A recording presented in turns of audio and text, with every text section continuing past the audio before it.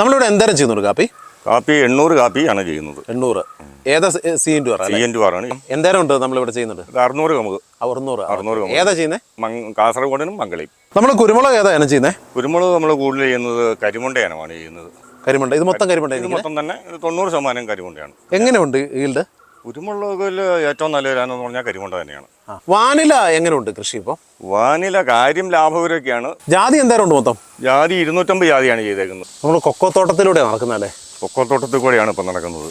ഇതാണ് തേക്ക് plantation. Okay, നമ്മൾ തേക്ക് പ്ലാന്റേഷനിൽ വന്നിരിക്കുകയാണ്. കൊക്കോയുടെ ഏറ്റവും വലിയ ശത്രുവാണ് എലികൾ. ഇത് ബൊമ്മിയാണിത്. 10 മാസം ആയതേ ഉള്ളൂ.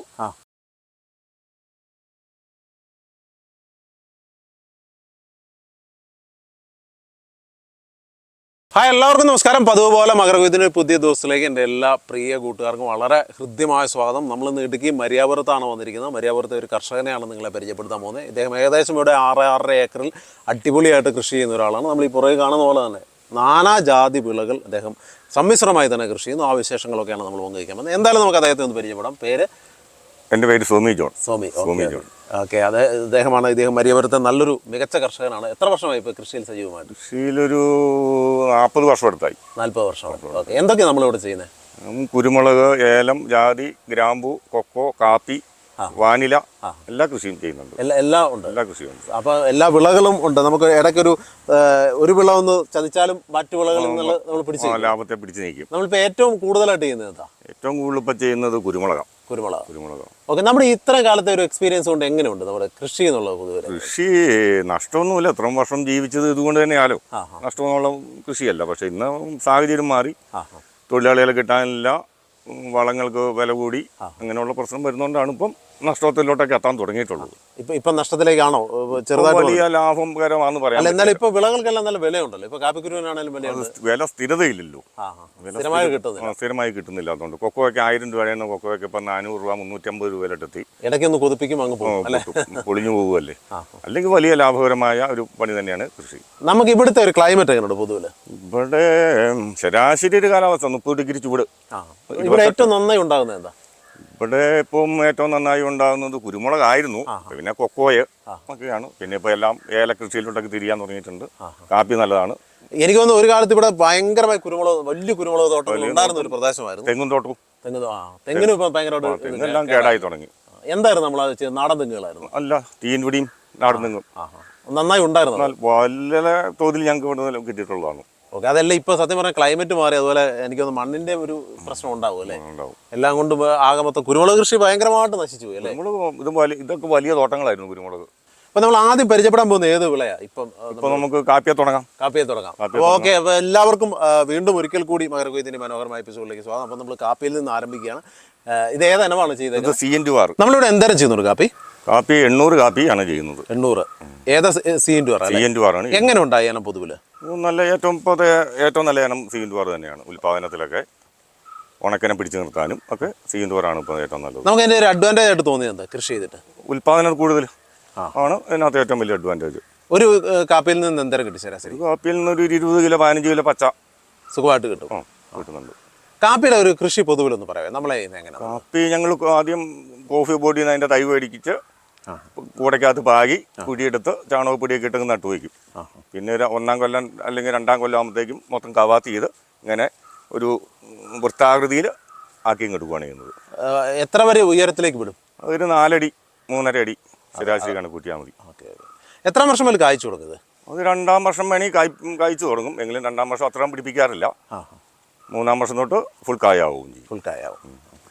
പിന്നെ ഇതിന് ജലസേചനം കൊടുക്കുവാണെങ്കിൽ ഉൽപാദനം വളരെ കൂടുതലായി കിട്ടും. ജലസേചനം ഏത് സമയത്താണ് കൊടുക്കണ്ടേ? ഒരു ഫെബ്രുവരി കായെടുപ്പ് കഴിഞ്ഞിട്ട് മാർച്ച് മാസം, ഏപ്രിൽ മാസം. നമ്മൾ എങ്ങനെ ജലം കൊടുക്കുന്നത്? എങ്ങനെ? ഡ്രിപ്പ് ഇറിഗേഷൻ കൊടുക്കാം. അല്ല, അതിൽ നല്ലത് അഴുകലോ അങ്ങനെ വല്ലതും പിടിക്കുമോ? ഇല്ല, അഴുകലൊന്നും പിടിക്കുകയില്ല. വെള്ളം കൂടുതലും കുഴപ്പമൊന്നുമില്ല. അതിപ്പം പൂക്കുന്ന സമയം പൂപ്പിക്കാനും പിന്നെ ഇതിൻ്റെ ഇങ്ങനെയുള്ള കരിഞ്ഞ ഒരു പൂവിന്റെ മുകളിൽ വരുന്നുണ്ട്. അത് കളയാൻ വേണ്ടിയാണ് കൂടുതലും ജലസേചനം കൊടുക്കുന്നത്. എന്നാലാണ് ഉൽപാദനം കൂടുതൽ. അപ്പോൾ ചുവട്ടിൽ നനയ്ക്കണോ അത് മൊത്തത്തിൽ സ്പ്രേ അടിച്ചു കൊടുക്കും. അതാണ് ഏറ്റവും നല്ലത്. ചുവട്ടി കൊടുത്തിട്ട് കാര്യമില്ല. ചെടിയുടെ ഇലകളിൽ ചെല്ലണം.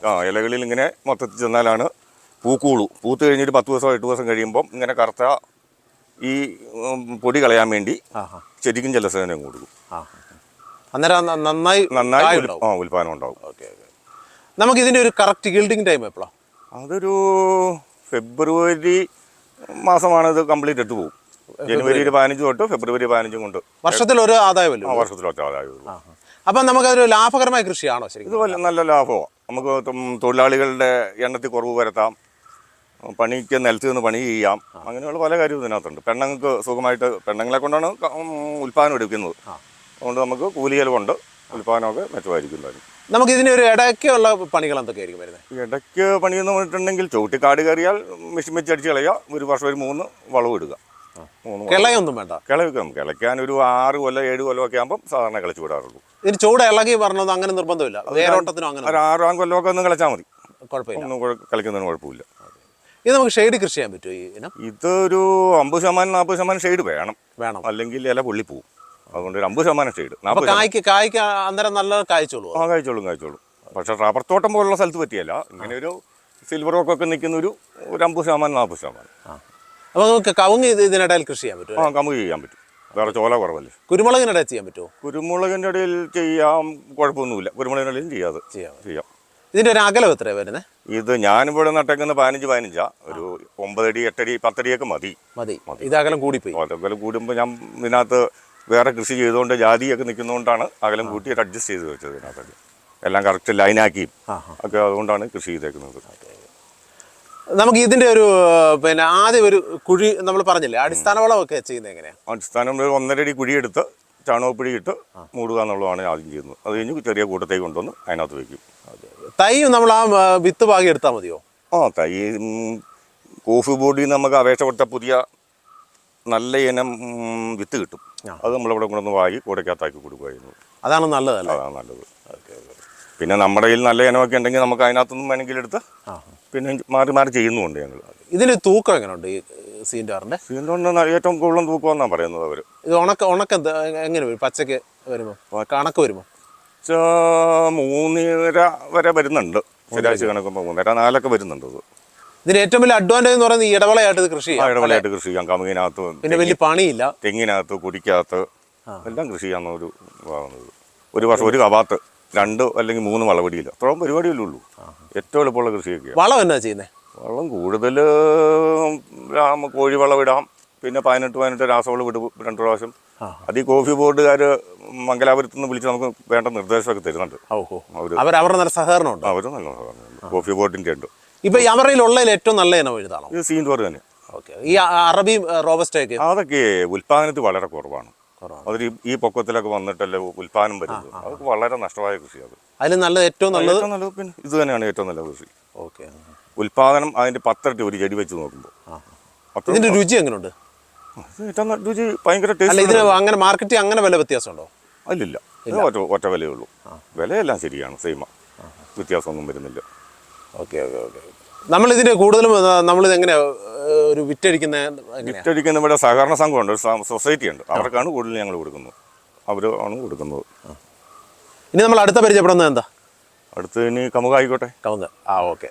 ജോബി ചേട്ടാ, അപ്പോൾ നമുക്ക് കവുങ്ങ് കൃഷിയെ കുറിച്ച് പറഞ്ഞാലോ? കമുകിനെ കുറിച്ച് സംസാരിക്കാം. എന്തേരം ഉണ്ട് നമ്മളിവിടെ ചെയ്യുന്നുണ്ട്? 600 കമുക്. 600 ഏതാ ചെയ്യുന്നത്? കാസർഗോഡിനും മംഗളയും. ഇത് നമ്മുടെ ഫസ്റ്റ് ടൈം ആണോ ചെയ്തേക്കുന്നത്? ഇല്ല, ഇതിനു മുമ്പ് എൻ്റെ അപ്പനൊക്കെ കമുക് കൃഷി ധാരാളം കൂടെ ഉണ്ടായിരുന്നു. നാടൻ കമുകായിരുന്നു. മംഗളയും ഉണ്ടായിരുന്നു അന്നത്തെ കാലത്തും. അത് കഴിഞ്ഞാണ് ഞാൻ 3 വർഷം മുമ്പാണ് പുതിയ കമുക് പ്ലാന്റ് ചെയ്യാൻ തുടങ്ങിയത്. എങ്ങനെയുണ്ട് നമ്മുടെ കവുങ്ങ് കൃഷി? കമുക് കൃഷി ലാഭകരമാണ്, നഷ്ടമൊന്നുമല്ല. ഉൽപ്പാദനവും കിട്ടും. അത്യാവശ്യം ജലസേചനം കൊടുക്കേണ്ട സമയത്ത് മാത്രം ഒന്ന് കൊടുത്താൽ മതി. ഉൽപ്പാദനവും വലിയ കുഴപ്പമൊന്നും വരുന്നില്ല. ഓക്കെ. ഞാൻ ഇതിനിടയിൽ ഒരു കാര്യം കൂടെ കൂട്ടി ചേർക്കുകയാണ്. ഇവര് എനിക്ക് തോന്നുന്നു കർണാടകയിൽ കുറെ അധികം സ്ഥലത്ത് കവുങ്ങ് കൃഷി ചെയ്തവരുന്നതാണ് അല്ലേ? ഒത്തിരി കാലം മുമ്പ്, വർഷങ്ങൾക്ക് മുമ്പ്. അപ്പോൾ എനിക്ക് തോന്നുന്നു കവുങ്ങ് കൃഷിയെ കുറിച്ച് നന്നായിട്ട് അറിയാവുന്ന ഒരു ചേട്ടൻ കൂടിയാണ്. നമുക്ക് ആ കാര്യങ്ങളോട് ചോദിക്കണം. അപ്പോൾ ഇതെങ്ങനെയുണ്ട് പൊതുവിൽ ഈ ഇനം? ഇത് നല്ല ഇനമാണ്. കാലാവസ്ഥയ്ക്ക് ഹൈ റേഞ്ചിനൊക്കെ പറ്റിയൊരു ഇനം ആണിത്. കുഴപ്പമൊന്നുമില്ല. മംഗള കാസർഗോഡിനും മംഗളയും നല്ല ഇനമാണ്. പിന്നെ പുതിയ വെറൈറ്റിയൊക്കെ വന്നിട്ടുണ്ട്. ഇപ്പം കാസർഗോഡ് കുള്ളൻ എന്നൊക്കെ പറഞ്ഞ കമുകളൊക്കെ ഇപ്പോൾ ഇറങ്ങിയിട്ടുണ്ട്. ഇത് കുള്ളനല്ല, ഇത് ഇതല്ലേ? അത് സാധാ കാസർഗോഡൻ തന്നെ. കുള്ളനും ഇതുമായിട്ട് ഇതിലേ നല്ലതായിട്ട് നമുക്ക് തോന്നുന്നു. അല്ല, കുള്ളൻ എന്ന് പറയുമ്പം ഒരു 6 അടി 7 അടി തൊട്ട് കുലയ്ക്കാൻ തുടങ്ങും, കായ്ക്കാൻ തുടങ്ങും. പക്ഷേ അതൊരു 5-6 വർഷത്തെ ഉൽപ്പാദനം കിട്ടിക്കഴിയുമ്പോൾ അത് ലൈഫില്ല. പിന്നെ അത് കായ്ക്കാതെ പോകും. ഇത് എത്ര വർഷം വരെ നിൽക്കും? ഇതൊരു 20 വർഷമൊക്കെ നിന്നോളൂ. സുഖമായിട്ട് നിൽക്കും. ഇത് നമുക്ക് ഇടവിളയായിട്ട് കൃഷി ചെയ്യാം അല്ലേ? ഇത് ഇടവിളയായിട്ട് കൃഷി ചെയ്യാം, കാപ്പിക്കകത്ത് കൃഷി ചെയ്യാം, കുരുമുളകിനകത്ത് കൃഷി ചെയ്യാം. തെങ്ങിൻ ഷെയ്ഡിൽ ചെയ്യാൻ പറ്റുമോ? എന്തോ ഷെയ്ഡിൽ ഒരു 30% ഷെയ്ഡ് കുഴപ്പമൊന്നുമില്ല. ഓക്കെ, കുഴപ്പമൊന്നുമില്ല നിന്നുള്ളൂ. അത്യാവശ്യം ഷെയ്ഡ് വേണം, അല്ലെങ്കിൽ കമുകിൻ്റെ തടിയിൽ വെയിലടിക്കുകയും ഇല പൊള്ളിപ്പോവുകയും ഒക്കെ ചെയ്യും. അതുകൊണ്ട് ചെറിയൊരു ഷെയ്ഡ് നല്ലതാണ്. ഇത് എത്ര വർഷം മുതൽ കായ്ച്ചു തുടങ്ങും? ഇത് 4 വർഷം എന്നാണ് പറയുന്നത്. ഇപ്പോൾ 3 കൊല്ലം കഴിഞ്ഞു. കായ്ക്കാറായി വരുന്നുള്ളൂ. എല്ലാം. ഇത് എന്തര ഹൈറ്റിലേക്ക് വരും? അതുപോലെ മറ്റേ നാടൻ പോലെ തന്നെ ഭയങ്കര ഇല്ല, അത്രയും പൊങ്ങൊന്നുമില്ല. അതിൻ്റെ ഒരു 3-1 ഒരു 25 അടി 30 അടി വരുമ്പോഴത്തേക്കും ഒരു 15 അടി 10 അടിയിലോട്ടൊക്കെ കാ തുടങ്ങേണ്ടതാണ്. ഇപ്പോൾ ഒരു 10 അടി വരെ പൊങ്ങിയിട്ടല്ലേ ഉള്ളൂ. നമുക്ക് ഈ ചിലർ പൊതുവിൽ പറയുന്ന ചില അഭിപ്രായങ്ങളുണ്ട്. കവുങ്ങ് കൃഷിക്ക് പറിക്കാൻ ആളെ കിട്ടാറില്ല, അടയ്ക്ക പറിക്കാൻ ആളെ കിട്ടാറില്ല, ഭയങ്കര ബുദ്ധിമുട്ടാണ്, വെറും നഷ്ടമാണ്, പൊഴിഞ്ഞു വീഴുന്ന അങ്ങനെയൊക്കെ പോകുന്നു. ഈ അടയ്ക്ക പറിക്കാനും പുതിയ തോട്ടിയൊക്കെ ഇറങ്ങിയിട്ടുണ്ട്. 30 അടി പൊക്കത്തിലുള്ള തോട്ടി, അടിയിൽ ചാക്കിട്ടിട്ട് അതിലോട്ട് നമുക്ക് വലിച്ച് എടുക്കാവുന്നത്. അങ്ങനെയുള്ള തോട്ടികളൊക്കെ വന്നിട്ടുണ്ട് ഇപ്പോൾ. പിന്നെ വരുന്നത് മരുന്നടിയാണ്, തുരിശടിയാണ്, അഴിയിൽ പിടിക്കാതിരിക്കാൻ. അതാണ് നമുക്ക് മറ്റേ പവർ സ്പ്രേയർ വെച്ച് കൊണ്ട് അത്യാവശ്യമൊക്കെ എത്തിക്കാൻ പറ്റുന്നുണ്ട്. അപ്പൊ അങ്ങനെ വലിയൊരു പ്രശ്നമുള്ള കൃഷിയല്ല നമുക്ക്. ഇതിന്റെ വില എങ്ങനെയുണ്ട് പൊതുവിൽ? 3 വർഷമായിട്ട് നല്ല വിലയാണ് ഇപ്പോൾ ഇതിന്. അല്ല, ഞാൻ ചോദിച്ചു, ഈ ഒരു ഏറ്റക്കുറച്ചിലുകൾ ഇതിനെ നമുക്ക് അത്രയും ബാധിക്കാറില്ല ഇതിനെ. കാരണം വലിയ പ്രശ്നമില്ല. നമുക്ക് അതിനുള്ള വളങ്ങളൊന്നും അത്ര കാര്യമായിട്ട് ഇടുന്നില്ലല്ലോ. അത്യാവശ്യം വളമൊക്കെ ഇട്ടാൽ വലിയ കുഴപ്പമില്ലാതെ കായ്ക്കുകയും ചെയ്തോളും. അതുകൊണ്ട് വലിയ നഷ്ടമുള്ള കൃഷിയൊന്നുമല്ല, നമുക്ക് പണിയൊന്നുമില്ലല്ലോ, പണിഭാരം കുറവാണത്. ഇതിന്റെ ഒരു അകലം എത്ര വരുന്നത്? ഇതൊരു സാധാരണ 8 അടിക്കും 10 അടിക്കും വെക്കാം, തോട്ടമായിട്ട് നടുവാണെങ്കിൽ. അല്ലെങ്കിൽ ഒരു 12 അടി 10 അടി വെക്കാം. വേറെ ഇടവേളയൊക്കെ ഉണ്ടെങ്കിൽ അങ്ങനെയും കൃഷി ചെയ്യാം.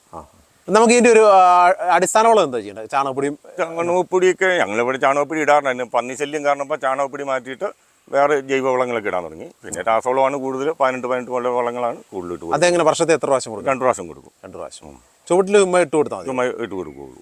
അന്നേരം മണ്ണൊന്നും ഇളക്കണ്ട? മണ്ണൊന്നും ഇളക്കണ്ട. കാരണം കംപ്ലീറ്റ് വേറല്ലേ അതിനകത്തേക്കുന്നത്. മിഷൻ വെച്ച് അടിച്ചിട്ട് കംപ്ലീറ്റ് വളം ഇട്ട് കൊടുക്കുകയുള്ളൂ. അത് കറക്റ്റായിട്ട് ചെടിക്ക് കിട്ടിക്കോളും? എന്തേരം വെച്ച് കൊടുക്കണം ഒരു ചെടി? ഒരു 300 ഗ്രാം ശരാശരിയും ഇട്ട് കൊടുക്കുകയുള്ളൂ. അതാണ് കറക്റ്റുള്ള അളവ്. അത് ഏതാ ചെയ്യുന്നത്? 18 അങ്ങനെയുള്ള വളങ്ങൾ. ചാണകപ്പൊടി ഇടാറില്ല? ചാണകപ്പൊടി ഇട്ടാൽ പന്നിശല്യം ഉള്ളതുകൊണ്ടാണ് ഈ ചാണകപ്പൊടി. പന്നി എന്ത് ചെയ്യും? പന്നി വന്നതിന്റെ ചൂടെല്ലാം കുത്തി ഇളക്കി കളഞ്ഞിട്ട് പോകും. അതുകൊണ്ടാണ് ചാണകപ്പൊടി എന്താ അതിനകത്ത് വിരയുള്ളൂ? വിരയുള്ളതുകൊണ്ട് അതുകൊണ്ടാണ്. അല്ലെങ്കിൽ ഞങ്ങളെല്ലാം സാധാരണ ചാണകപ്പൊടി ആട്ടിങ്ങാട്ട് ഇടുന്നത്, കാപ്പിക്കൊക്കെ ഇടുന്നത് തന്നെയായിരുന്നു. പക്ഷേ ഇതെല്ലാം പന്നിശല്യം കൂടിയതോടുകൂടി അങ്ങനെയുള്ള വളങ്ങൾ ഞങ്ങൾ കുറച്ചു. സർക്കാർ നമ്മളെ അങ്ങനെ സഹായിക്കുന്നുണ്ട്. കൃത്യമായിട്ടും പന്നീനെ പിടിക്കാൻ ആരെക്കൊണ്ടും പറ്റിയല്ലോ. പന്നീനെ അല്ലേ ഇപ്പോൾ ഒന്നിനും തൊടാൻ പറ്റില്ല, ഒന്നും തൊടാനും പറ്റില്ല. പുലിപ്പല്ല് പോലെ ഇരിക്കും, അകത്ത് കിടക്കും. അതുകൊണ്ട് നമ്മൾ ഉമാരെ കാണുമ്പോൾ നമ്മൾ പതുക്കെ മാറി നടക്കുക എന്നല്ലാതെ വേറെ മാർഗവും ഇല്ല. അതെ, ഇവിടുത്തെ കർഷകരെ വലയ്ക്കുന്ന മുഴുവൻ പന്നിമൃഗങ്ങളാണ്. ഓക്കെ, നമ്മൾ ഈ കവുങ്ങിന്റെ തൈകൾ ഇവിടുന്ന് കളക്ട് ചെയ്യുന്നത്? കവുങ്ങിന്റെ ഞങ്ങൾ കാസർഗോഡ് നിന്ന് അടയ്ക്ക വരുത്തി ഇവിടെ പാകിയെടുക്കും. അങ്ങനെയാണ് ഇവിടെ ചെയ്യുന്നത്. ഇപ്പോൾ അന്നേരം നല്ല കറക്റ്റ് ഇനം കിട്ടും? നല്ല ഇനം കിട്ടും. നല്ല തോട്ടം പോയി സന്ദർശിക്കുമോ? മംഗലാപുരത്തുനിന്ന് നല്ല തോട്ടങ്ങൾ അവർ ബോർഡുണ്ടല്ലോ, കവിൻ്റെ ബോർഡുകളുണ്ട്. അപ്പോൾ അവരോട് വിളിച്ചു പറഞ്ഞാൽ അവർ അടയ്ക്ക നമുക്ക് പാഴ്സൽ ചെയ്ത് കയറ്റി വിട്ടു. നമ്മൾ കുരുമുളക് ഏതാ ഇനം ചെയ്യുന്നത്? കുരുമുളക് നമ്മൾ കൂടുതൽ ചെയ്യുന്നത് കരിമുണ്ട ഇനമാണ് ചെയ്യുന്നത്. കരിമുണ്ട? ഇത് മൊത്തം കരിമുണ്ട? ഇത് മൊത്തം തന്നെ 90% കരിമുണ്ടയാണ്. എങ്ങനെയുണ്ട് ഈൽഡ്? കുരുമുളകിൽ ഏറ്റവും നല്ല ഇനം പറഞ്ഞാൽ കരിമുണ്ട തന്നെയാണ്. എല്ലാ ഭാഗത്തും ഇടുക്കിയിലെ ഏത് ഭാഗത്ത് ചെന്നാലും കരിമുണ്ട തോട്ടങ്ങളാണ് കൂടുതൽ കാണുന്നത്. എന്തുകൊണ്ടാണ് കരിമുണ്ട നല്ലതെന്ന് പറയുന്നത്? ഉൽപ്പാദനത്തിൽ കൂടുതലുണ്ട്, തൂക്കത്തിലും നല്ല വ്യത്യാസം വരുന്നുണ്ട്. 3 കിലോയ്ക്ക് 1 കിലോ ഉണക്ക കിട്ടുന്നുണ്ട്. 500 മണ്ണൊക്കെയാണെങ്കിൽ 4 കൊന്നൊക്കെ കിട്ടുള്ളൂ. അത്രയും വ്യത്യാസമൊക്കെ ഉണ്ട്. ഇത് എത്ര വർഷമായി? ഇത് 4-ാം വർഷമായി. ഇത് മുഴുവൻ മുരിക്കല്ലേ കയറിയത്? അതെല്ലാം തന്നെ മുരിക്കല്ല കയറിയത്. മുരിക്ക എങ്ങനെയുണ്ട് താങ്ങാലായിട്ട്? മുരിക്കാണ് ഹൈ റേഞ്ചിൽ ഇപ്പോൾ എല്ലാവരും തന്നെ മുരിക്കാണ് ഇടുന്നത്. ഇനിയുള്ള കാലത്തൊക്കെ ഓരോ ഇനമൊക്കെ മാറി മാറി ഓരോരുത്തർ ചെയ്യാൻ തുടങ്ങി. മുരിക്ക് വെട്ടാൻ നാളെ കിട്ടിയല്ല, അതുകൊണ്ട് പുതിയ മരത്തേലോട്ടൊക്കെ ഇടാൻ തുടങ്ങിയിട്ടുണ്ട് ഇപ്പോൾ എല്ലാവരും. തൊഴിലാളി പ്രശ്നം കാരണം ആണത് മാറി മാറി എല്ലാവരും പോവുകയാണ്. ഇപ്പോൾ ചെയ്യാൻ പോലും ആളില്ലെന്നായി. പിന്നെ ഇത് മെയിൻ കേടെന്ന് പറഞ്ഞാൽ ഈ മഞ്ഞപ്പ് കേടാണ് കുടിക്ക് പിടിക്കുന്നത്. അതൊന്നും നിയന്ത്രിക്കാനുള്ളൊരു മാർഗവും ഇതുവരെ കർഷകന് കിട്ടിയിട്ടുമില്ല. അതുകൊണ്ടാണ് കരിമുണ്ടയ്ക്ക് ഏറ്റവും കൂടുതൽ ബാധിക്കുന്നത്. കരിമുണ്ടനെ ഏറ്റവും കൂടുതൽ വന്ന് മഞ്ഞപ്പ് ആണ്. ഇത് എന്തേരം ഉണ്ടെന്ന് പറഞ്ഞാൽ മൊത്തം? ഇത് 400 ചെടി. 400 ചെടി. മൊത്തം കുരുമുളക് എന്തേരം ഉണ്ട്? മൊത്തം കുരുമുളക് 2000 ചെടിയെങ്കിലും. 2000. ഈ 400 എണ്ണത്തിൽ നിന്ന് എന്തേരം നമുക്ക് ഈൽഡ് കിട്ടും? ഈ കൊല്ലം ഈ 400 എണ്ണത്തിൽ നിന്ന് 1000 കിലോ മുളക് എടുത്ത് കിട്ടി. ഉണക്ക കിട്ടി. ഈ 400 എണ്ണത്തിൽ നിന്ന് 4-ാം കൊല്ലം ചെടിയാണത്. ഈ വർഷം വലിയ കുഴപ്പമില്ലാതെ വില ഉണ്ടായിരുന്നല്ലേ? ഈ കൊല്ലം അത്യാവശ്യം വില ഉണ്ടായിരുന്നു. നല്ല ആവറേജ് വിലയുണ്ട്. എങ്കിലും ഇനിയുള്ള കാലത്തൊക്കെ മുന്നോട്ട് കൊണ്ടുപോകണമെങ്കിലേ തൊഴിലാളി പ്രശ്നം വേണം, കൂലി വർധനവ്, ഇതെല്ലാം വരുമ്പം മുന്നോട്ട് കൊണ്ടുപോകാനൊക്കെ ബുദ്ധിമുട്ടൊക്കെ വരാം. നമ്മളിത് എത്ര അടി വരെ മുകളിലേക്ക് വിടും നമ്മുടെ ഒരു കൃഷി വെച്ച്? അത് മുരിക്കലാകുമ്പോൾ നമുക്കൊരു 20 അടി Maximum ഇടും. പൊങ്ങി കിട്ടുള്ളൂ. അത് കൂടുതലൊന്നും കിട്ടിയല്ല. അന്തേക്കും കാറ്റടിക്കുമ്പോൾ ആ മറിയാൻ പോവും. മരത്തേലാണെങ്കിൽ നമുക്ക് ആവശ്യത്തിന് കയറ്റാലോ, പ്രശ്നമില്ല. ശരാശരി 20 അടി 25 അടിയാണ്. പന്നിയൂറിനെ കഴിഞ്ഞ ലാഭം ഇതാ. പന്നൂറിൻ്റെ കരട്ടി മെച്ചം കരിമണ്ട തന്നെയാണ്. കരിമണ്ട കൂടിയാണ് മെച്ചം. നമ്മളിവിടെ തൈകളൊക്കെ എടുക്കുന്നത് തൈ നമ്മൾ സ്വന്തമായിട്ട് ഉൽപ്പാദനം ഇതിൽ തന്നെ എടുക്കും. കൂടക്കകത്താക്കി നാട്ടിൻപുറത്ത് പോയി പുതിയ തൈ കൊണ്ടുവന്ന് അത് കൂടക്കകത്താക്കി ആണ് വയ്ക്കുന്നത് കൂടുതലും. ഇതിന് തൈകൾ എടുക്കുമോ? ഇതിൻ്റെ ചോട്ടിൽ നിന്ന് പുതിയ തല വരുമ്പോൾ തന്നെടുത്ത് കൂടക്കകത്താക്കും. എന്നിട്ട് നല്ല ഇനം നോക്കി മാറ്റിയെടുക്കുക ചെയ്യുന്നത്. അതെങ്ങനെയാണ് എടുക്കുന്നത് ഒന്ന് കാണിച്ചു തരാമോ? അത് എടുക്കാൻ ഇപ്പം പുതിയ തലകൾ ഉള്ള അല്ല, സമയം ഒന്ന് ചുമ്മാ ഏതെങ്കിലും ഒരെണ്ണം കാണിച്ചാൽ മതി. പുതിയ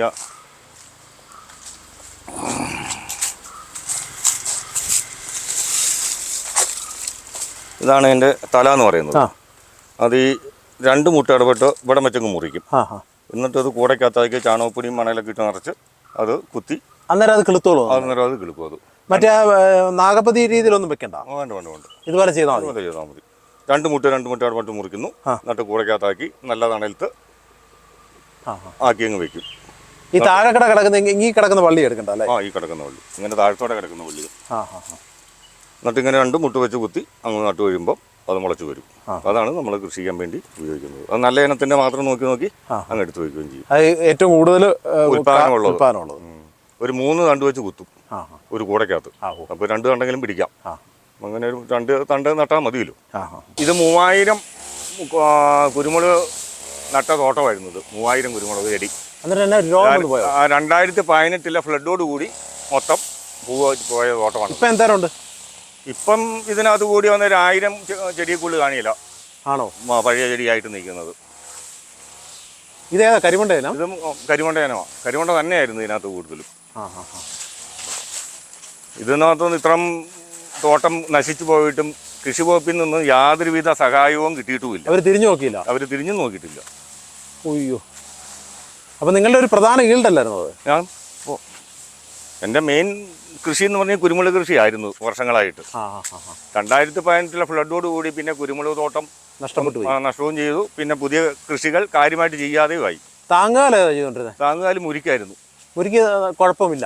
മുരിക്ക് കുഴപ്പമൊന്നുമില്ല. ഇപ്പം അങ്ങനെ മുരിക്കിടാറില്ല. കാരണം അത് കയറി വെട്ടാനും ഒന്നും ആളില്ലാത്തതുകൊണ്ട് പുതിയ പ്ലാന്റൊക്കെ മാറി തുടങ്ങി. പുതിയ രോഗം ഈ മഞ്ഞളിപ്പ്.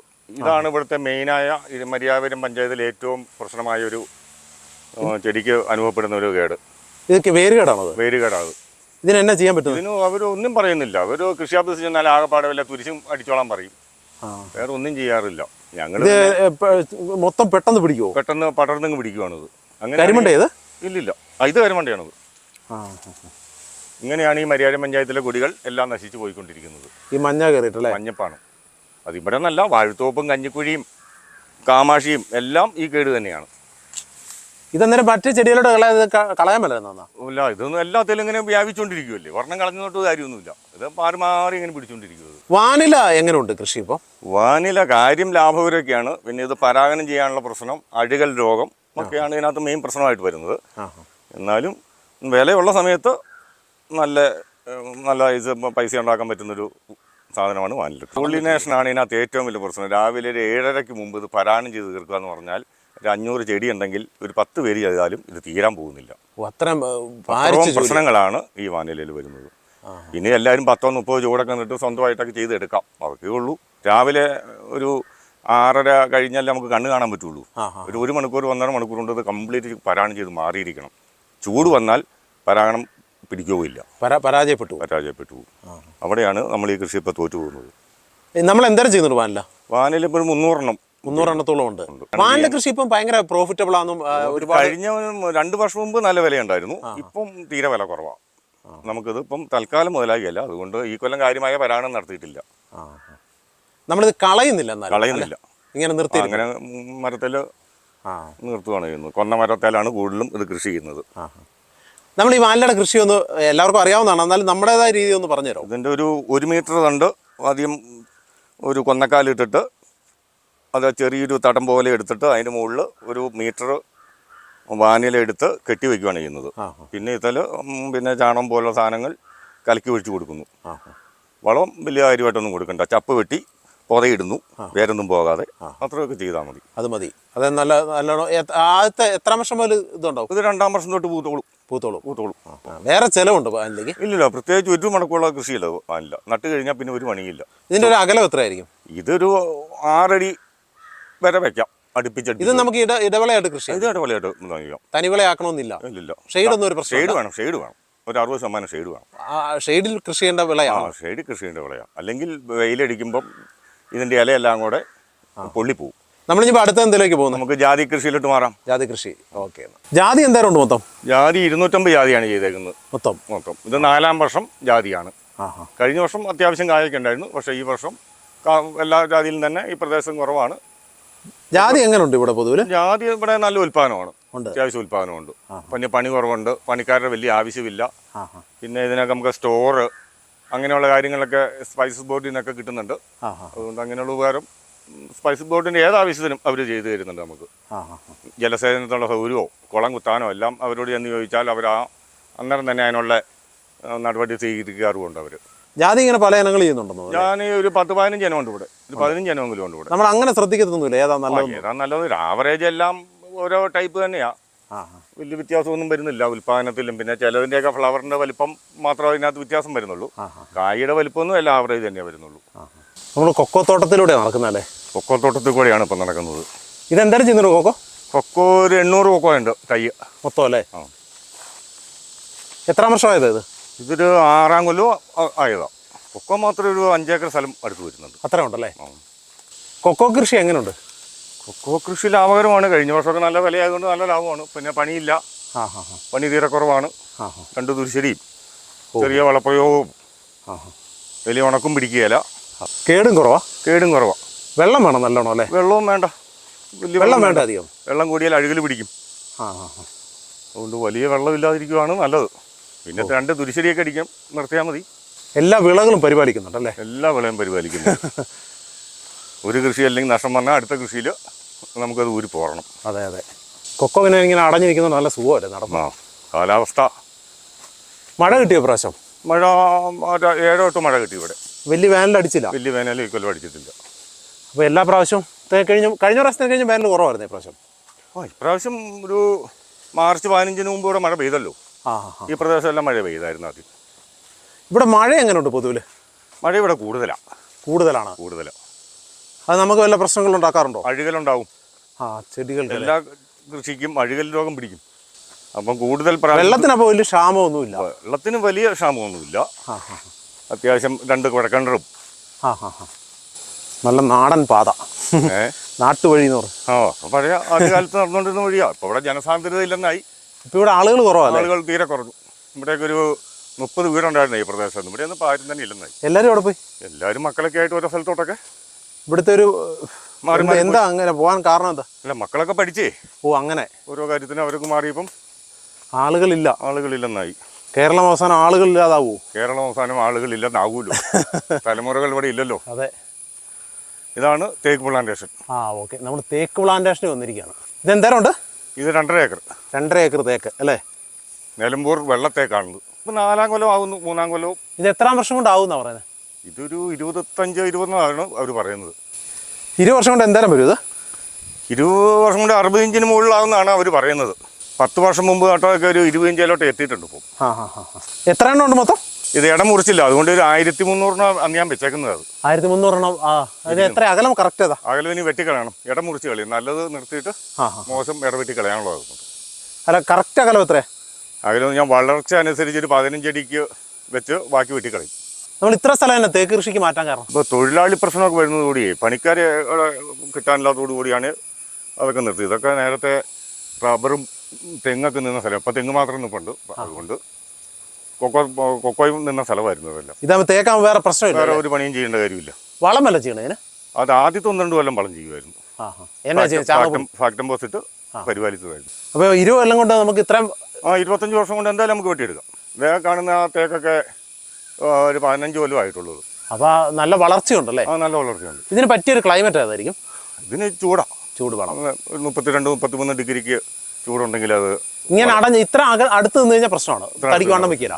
ഇതിനിപ്പം 1-2 വർഷം കൊണ്ട് മോശം തേക്കെല്ലാം കൂടെ ഇടയങ്ങ് വെട്ടിക്കളയും. എന്നിട്ട് നല്ല തേക്ക് മാത്രം ഇങ്ങനെ സ്ട്രെയിറ്റ് ആയിട്ട് പോകുന്ന തേക്കുകൾ അവനെ വളർത്തിക്കൊണ്ട് അവന് മാത്രം സംരക്ഷിക്കും. ഏറ്റവും വില കിട്ടുന്നത് ഏതിനോ? തേക്കാ. വെള്ളത്തേക്കാണോ? വെള്ളത്തേക്കിനാകും. നമ്മളിതിന് തൈ കൊണ്ടിരുന്നത് എവിടുന്ന? തൈ ഞങ്ങൾ നിലമ്പൂരിൽ നിന്ന് തൈ വരുത്തുകയാണ് ചെയ്യുന്നത്. ഇത് വെട്ടാൻ പറ്റുമെന്ന് അറിയത്തില്ലാത്തതുകൊണ്ട് ഒരു പ്രശ്നം മാത്രമേ ഇനി. ഇത് ഫോറസ്റ്റിന്റെ പ്രശ്നങ്ങളുണ്ടല്ലോ. ഫോറസ്റ്റുകാർ ഇപ്പൊ എല്ലാത്തിനും പ്രശ്നമാണോ? ഇപ്പം തന്നെ ഞങ്ങളുടെ ഈ പഞ്ചായത്തിലും തേക്ക് മുറിക്കാൻ പറ്റിയല്ല. ഓ, അങ്ങനെയൊക്കെ ഉണ്ടോ? അങ്ങനെയൊക്കെ ഉണ്ട്. പിന്നെ ഇതെന്തിനാ ഇവര് ഫോറസ്റ്റുകാർ തന്നെ അല്ലേ ഇതിന് തൈ തരുന്നത്? ഫോറസ്റ്റിൽ നിന്നാണ് തൈ തരുന്നത്. പക്ഷെ വെച്ച് പിടിപ്പിക്കാൻ നമുക്ക് പറ്റും. പക്ഷെ അത് വെട്ടാൻ പറ്റുമെന്നുള്ളതിന് പുതിയ പുതിയ നിയമങ്ങൾ വന്നാലറിയാം. ഇവരവസാനം നമ്മളെല്ലാം കൂടെ കുടിയിറക്കി ഇവിടെ വനമാക്കുമോ? വനമാക്കാം. ഇപ്പൊ പുതിയ നിയമം അനുസരിച്ച് ഇവിടെ നിലവിലിപ്പോൾ വെട്ടത്തില്ല. അങ്ങനെ പ്രശ്നം തേക്ക് വെട്ടത്തില്ല.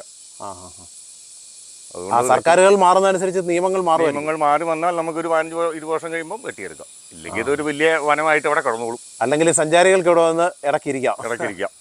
ഇടയ്ക്ക് റബ്ബർ മരങ്ങളും ഉണ്ടോ അല്ലേ? റബ്ബർ മരങ്ങളുണ്ട്. റബ്ബറിനകത്ത് കൊക്കോ പ്ലാന്റ് ആകെ ചെയ്യാവുന്നൊരു കൃഷി കൊക്കോ മാത്രമേ ഉള്ളൂ റബ്ബറിനകത്ത്. ഇത് കൊക്കോ ഇഷ്ടം പോലെ ഇനങ്ങളുണ്ടല്ലേ? കൊക്കോ വളരെയധികം ഇനങ്ങളുണ്ട്. അതുകൊണ്ട് നമുക്ക് പ്രത്യേക ഒരു ഇനം നല്ലതാണെന്നൊന്നും പറയാൻ പറ്റില്ല.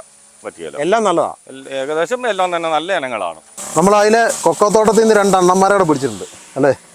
കൊക്കോയുടെ ഏറ്റവും വലിയ ശത്രുവാണ് എലികൾ. അതിന് ഈ ചെറിയ കൂട് വെച്ച് ചെറിയ കെണി വെച്ച് നമുക്ക് പിടിച്ച് അതിനെ മാറ്റി കളയാവുന്നതാണ്. ഏറ്റവും എളുപ്പമുള്ള ഒരു പണിയാണ്. ഇങ്ങനെ തേങ്ങാക്കൊത്ത് വല്ലോ ബോണ്ടയോ ഒക്കെ വെച്ച് കളിച്ചു വെച്ചാൽ പെട്ടെന്ന് ഈ സാധനം വന്ന് വീഴും. 2 എണ്ണം കിട്ടിയല്ലേ? 2 എണ്ണം കിട്ടിയിട്ടുണ്ട്. ഇത് മഹാഗണി എന്ന് പറയും. മഹാഗണിയാണിത്. ഇത് എന്തേരം ഉണ്ട് നമ്മുടെ പറമ്പിൽ? ഇതിൽ 800 മഹാഗണി ഉണ്ട്. ഞാൻ വെച്ച് പിടിപ്പിച്ചിട്ടുണ്ട്. പറമ്പിൽ മൊത്തമായിട്ട് 800 എണ്ണം ഉണ്ട്. നല്ല ലാഭമാണോ ഇത്? ഇത് 30 വർഷമെങ്കിലും ആവും ഒരു 100 ഇഞ്ച് വരുമ്പം. ഇതെന്തേരം കാണും? ഇത് 100 ഇഞ്ചിന് മുകളിലായിപ്പോ ഉണ്ട്. ഇതിനിപ്പം ഇന്നത്തെ വിലയനുസരിച്ച് ഒരു 90,000 രൂപ വരെ കിട്ടാം. ഒരു മരത്തിന് കിട്ടും. 80,000 തൊട്ട് 90,000 രൂപ. ഇതെല്ലാം ഒരുമിച്ച് വെച്ചാ ഒരേ ഇതില്? അല്ലല്ല, പല വളർച്ചയില്ല നിൽക്കുന്നതല്ല. ഇതെന്തേരം ഉയരത്തിലേക്ക് വരും? ഇതൊരു 100 അടി 50 അടി പൊക്കം വരും. നല്ല ഹൈറ്റ് വരുന്നത്. ഇത് ഇടയ്ക്കിടയ്ക്ക് ഓർന്ന് വെച്ച് വിട്ടാൽ ലാഭമാണ്. ഇടയ്ക്കൂടെ വെച്ച് വിട്ടാൽ ലാഭമാണത്. ഇപ്പം കുവിക്കടിക്ക് ഏറ്റവും കുറഞ്ഞത് ഒരു 1000 രൂപ 900 രൂപ വിലയുണ്ട്. ഏലം ഏതൊക്കെ ഏലം ചെയ്യുന്നത്? ഏലം ഞാൻ കൂടുതൽ ചെയ്യുന്ന സുഹാസിനി, ബൊമ്മി. ഇത് ബൊമ്മിയാണിത്. 10 മാസം ആയതേ ഉള്ളൂ. എങ്ങനെയുണ്ടത്? ഇങ്ങനെയുണ്ട്. 2-ാം വർഷം ഇത് ഞങ്ങൾ ശാന്തന്മാറേന്ന് കിട്ടുന്ന ഒരു ഇനമാണ് ഈ സുഹാസിനിയും ബൊമ്മിയൊക്കെ. നല്ല ഇനമാണെന്ന് ഞങ്ങൾക്ക് അഭിപ്രായം. വലിയ ചൂടടിച്ചാലും വലിയ കുഴപ്പമൊന്നും മേടിക്കുന്നതാണോ? ശാന്തന്മാരെ KVK എന്നും പറഞ്ഞൊരു അവിടുന്ന് വന്നത് കൊണ്ടുവരുന്നത്. നല്ല വിളവുണ്ടോ ഇതിന്? നല്ല ഉൽപ്പാദനമുണ്ട്. ചൂട് തന്നെ പ്രതിരോധിക്കും? ചൂടിന് അത്യാവശ്യം പ്രതിരോധിക്കുന്നു തോന്നുന്നു. ഇപ്പൊ 2 വർഷമല്ലേ ആയുള്ളൂ. അതുകൊണ്ട് നമുക്ക് അതിനെക്കുറിച്ച് കൃത്യമായിട്ട് പറയാൻ പറ്റിയല്ല. ചിമ്പ് കുറവാണ് അതിന്? ഇല്ല, ചിമ്പ് ഇപ്പം 10 മാസമല്ലേ ആയുള്ളൂ. അതിന്റെ ഒരു കുഴപ്പം കൊണ്ടായിരിക്കാം. ശരം ഒരുപാട് വരും. ശരം ആണ് കണ്ടമാനം കൂടുതൽ. ഒത്തകലമുണ്ടെന്ന് തോന്നുന്നു അല്ലേ? ഒത്തകലം വലിയ കൂടുതലൊന്നും പറയാൻ പറ്റിയല്ല. വലിയ അകലമൊന്നുമില്ല. കുമിളി കാപിടുത്തം എങ്ങനെയുണ്ട്? കാപിടുത്തം അത്യാവശ്യമൊക്കെ 2-ാം വർഷം തുടങ്ങിയതല്ലേ ഉള്ളൂ. ഫ്ലവറിംഗ് ഉണ്ട്. പൊഴിച്ചിലുണ്ടോ? പൊഴിച്ചിലൊന്നും കണ്ടിട്ടില്ല. ഇല്ല. ഇനിയിപ്പം ഒരു കൊല്ലം കൂടെ കഴിഞ്ഞാൽ നമുക്ക് ഇതിനെക്കുറിച്ച് ഒരു അഭിപ്രായമൊക്കെ പറയാൻ പറ്റുള്ളൂ. അതെ, പുതിയ ഇനങ്ങളേ ഉള്ളൂ അല്ലേ? എങ്കിലും സുഹാസിനി ഇതുപോലെ തന്നെയാ? സുഹാസിനി ഇതുപോലെ തന്നെ.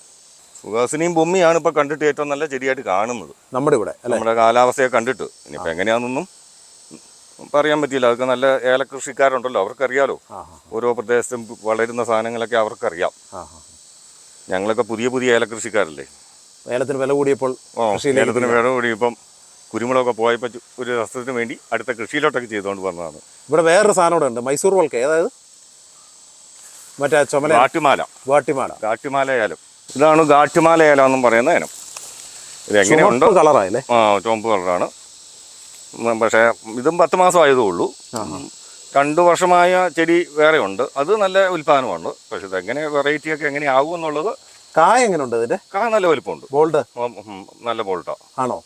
പക്ഷെ അത് ഉൽപ്പാദനമൊക്കെ എങ്ങനെയുണ്ടെന്ന് നമുക്ക് ഇനി 1 വർഷം കൂടെ കഴിഞ്ഞാലേ പറയാൻ പറ്റുള്ളൂ. രോഗപ്രതിരോധം പ്രത്യേകിച്ച് തണ്ടുവരപ്പിനൊന്നും അങ്ങനെ ഒന്നും കാണുന്നും കൂടെ ഇല്ല. ഇതിനൊന്നും.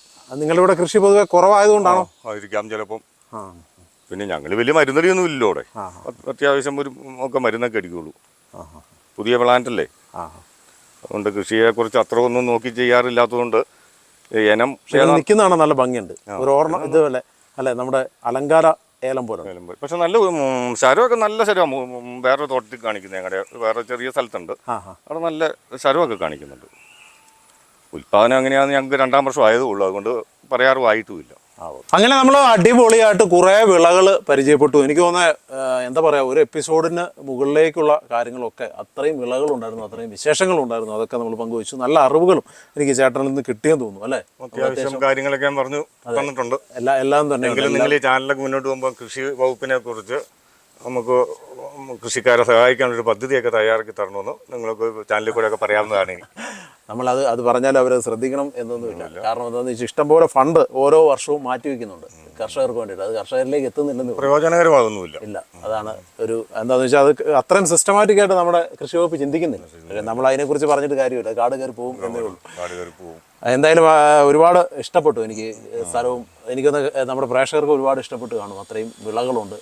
എന്തായാലും ഞാൻ അവസാനം നമുക്കൊരു ചെറിയൊരു പോർഷൻ കൂടെ ഉണ്ട് കേട്ടോ, ഗ്രാമ്പൂവിൻ്റെ ഒരു പോർഷൻ ഉണ്ട്. നമ്മൾ അതിനെക്കുറിച്ച് കൂടെ ഒന്ന് പറഞ്ഞു. ഗ്രാമ്പൂ എന്തായാലും ചെയ്യുന്നുണ്ട്? ഗ്രാമ്പൂ 50 ഉള്ളൂ. 50 ഗ്രാമ്പൂ ഇപ്പം വെറും നഷ്ടമല്ലേ? ഗ്രാമ്പൂ ഒക്കെ കൂലിയൊന്നും കിട്ടാത്ത അവസ്ഥയിലോട്ടൊക്കെ വരുമല്ലേ. പറിക്കാൻ ആളെ കിട്ടിയാലോ. ഗ്രാമ്പൂ എല്ലാവരും കളയും. കിലോയ്ക്ക് 900 രൂപ വിലയേ ഉള്ളൂ. വെറുതെ കൃഷി ചെയ്യാൻ എല്ലാ കൃഷിയും ചെയ്യുന്നോണ്ട് വന്ന് നിർത്തിയേക്കുന്നു. 10-60 വെച്ച് പിടിപ്പിച്ചതാ. 50 വലുതായിട്ടുണ്ട്, നല്ല കായും കിട്ടും. നമ്മൾ ഇതിനകത്ത് ഏറ്റവും നല്ലൊരു വിളയായിട്ട് തോന്നിയത്? എനിക്ക് ഇതിനകത്ത് ഇപ്പോൾ ഏറ്റവും നല്ല വിള കൊക്കോ കൃഷിയിലോട്ടൊക്കെയാണ് താല്പര്യം. കൊക്കോ, കുരുമുളകാണ് സാധാരണക്കാരന് കൃഷി ചെയ്യാൻ പറ്റിയൊരു വിളവ്. വലിയ ചെലവില്ല, അത്യാവശ്യം വരുമാനമുണ്ട്. ഏലം ഇപ്പം നല്ല, നിങ്ങൾക്ക് അത്യാവശ്യം കുഴപ്പമില്ല. ഏലം കൃഷി ചെയ്താലും ഈ തൊഴിലാളി പ്രശ്നമൊക്കെ വരുന്നതുകൊണ്ടേ വലിയ മുന്നോട്ട് കൊണ്ടുപോകാനൊക്കെ വരും കാലത്തൊക്കെ ഈ ഭാഗത്തോട്ടൊക്കെ വലിയ പ്രശ്നമാണ്. മര്യാദപരമൊക്കെ വലിയ പ്രശ്നമാണ്. ഇനി കിഴക്കോട്ട് വലിയ കുഴപ്പമില്ലായിരിക്കും, തൊഴിലാളികളിൽ കിട്ടുന്നുള്ളതുകൊണ്ട് അവിടെയൊക്കെ അങ്ങ് ഓടിച്ചു പോകാം. നമ്മുടെ ഈ ഒരു ഒറ്റ വിളയിലുള്ളൂ. റബ്ബർ എങ്ങനെയുണ്ട് പൊതുവില്? റബ്ബർ വില കുറവല്ലേ, അതിന്റെ ഒരു പ്രശ്നം ഉണ്ടെന്ന് മാത്രം. വെട്ടാനും ആളെ കിട്ടിയല്ല. തൊഴിലാളി പ്രശ്നമാണ് നിങ്ങളുടെ ഏറ്റവും വലിയ വിഷയം. തൊഴിലാളി പ്രശ്നമാണ് ഈ എല്ലാവർക്കും പ്രശ്നം അതാണ്. പിന്നെ തലമുറകളുടെ കുറവ്, കൃഷി ചെയ്യാനുള്ള അടുത്ത തലമുറ ഇല്ലാത്തപ്പം പിന്നെ ഇത് മുന്നോട്ട് കൊണ്ടുപോകാൻ പറ്റുമല്ലോ. അങ്ങനെയാണ് എല്ലാവരും ഇട്ടിട്ട് പോവാണ് ഭൂമി. പിന്നെ ഇവിടെ ആന കയറി പന്നി കയറി എന്ന് പറഞ്ഞിട്ടൊന്നും ഒരു കാര്യമില്ല. 15 വർഷം കഴിയുമ്പോഴത്തേക്കും എന്തായാലും ഇവിടെ കൃഷിയൊക്കെ ഒരു 90% നിന്ന് പോകും. ഇവിടെ തലമുറകളില്ല, ആരുടെയും മക്കൾ ഇവിടെ ഇല്ലല്ലോ. അപ്പം ഞങ്ങൾക്കൊക്കെ ഒരു 55-56 വയസ്സായിട്ട് 10 വർഷം കൂടെ കൃഷി ചെയ്ത് കഴിയുമ്പോൾ പിന്നെ ഇതിന്റെ പുറകിൽ ആളില്ലെങ്കിൽ തന്നെ നിന്ന് പോകും. അങ്ങനെ ഈ പ്രദേശം മൊത്തം കാട് കയറി പോവുകയുള്ളൂ. ആ ഒരു സാഹചര്യത്തിലോട്ടാണ് ഇവിടെ വന്നത്. ഓക്കെ, എന്തായാലും നമുക്ക് നല്ല കുറേ അറിവുകൾ ഇതൊക്കെ പറയുന്നുണ്ടെങ്കിൽ നല്ല കൃഷിയുടെ നമ്മൾ കണ്ടു. അടിപൊളിയായിട്ട് തന്നെയാണ് അദ്ദേഹം കൈകാര്യം ചെയ്യുന്നത്. എനിക്ക് നല്ല ഡെഡിക്കേറ്റഡ് ആണ് ഈ കൃഷി മേഖലയിൽ തന്നെ. നല്ല രീതിയിൽ തന്നെ എല്ലാ വിളകളെയും പരിപാലിക്കുന്നുണ്ട്. ആ കർഷകൻ്റെ വിശേഷങ്ങളാണ് പങ്കുവച്ചത്. അതിനൊപ്പം തന്നെ നല്ല അറിവുകളും നമുക്ക് ഈ എപ്പിസോഡിലൂടെ പങ്കുവയ്ക്കാൻ കഴിഞ്ഞിട്ടുണ്ട്. അപ്പോൾ എല്ലാവർക്കും ഈ എപ്പിസോഡ് വളരെയധികം ഇഷ്ടപ്പെട്ടു എന്ന് വിശ്വസിക്കുന്നു. വീണ്ടും നല്ലൊരു കർഷകനുമായി കാണുന്നവരെ it's been Jobin Jamani signing off from മകരക്കൊയ്ത്ത്. Thank U.